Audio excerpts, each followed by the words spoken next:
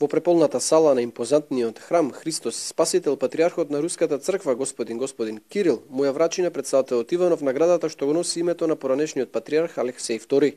Станува збор за меѓународна награда што ја доделува фондацијата формирана од него, а за извонредна дејност во зацврстувањето на единството на православните народи и за промовирањето на христијанските вредности. Годинава покрај председателот Иванов наградата ја добија и поглаварот на Копската црква и московскиот градоначалник Собјанин.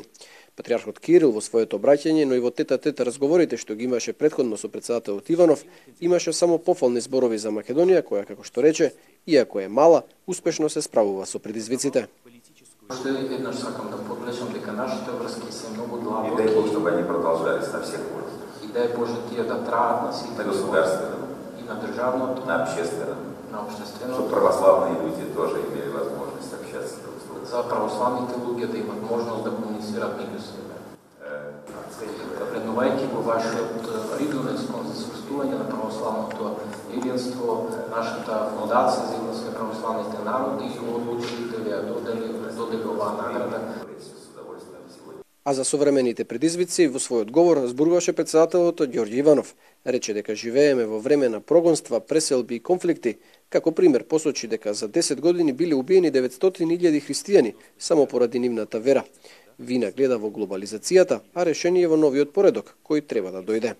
Како председател на Република Македонија се водам од 3 принципи. Прво, почитување наместо толерирање. Наспроти западниот концепт на толеранција на различноста, насекаде го промовирам македонскиот модел на почитување на различноста, бидејќи се толерира она што се мора, а се почитува она што се сака. Второ, градење единство, но не по цена на различноста. Лекот против религиозното насилство не може да се бара во помалку религија, туку во повеќе меѓурелигиски диалог. Но тој диалог меѓу религиите завршува онаму каде што започнуваат нивните суштински разлики. Трето, отварање наместо затварање на просторот. Денес Балканот, Кавказот и Блискиот Исток се кошмар за некои политичари и аналитичари. Но парадоксот е што токму во овие региони имало најдолги периоди на мир, тогаш кога биле дел од отворен простор.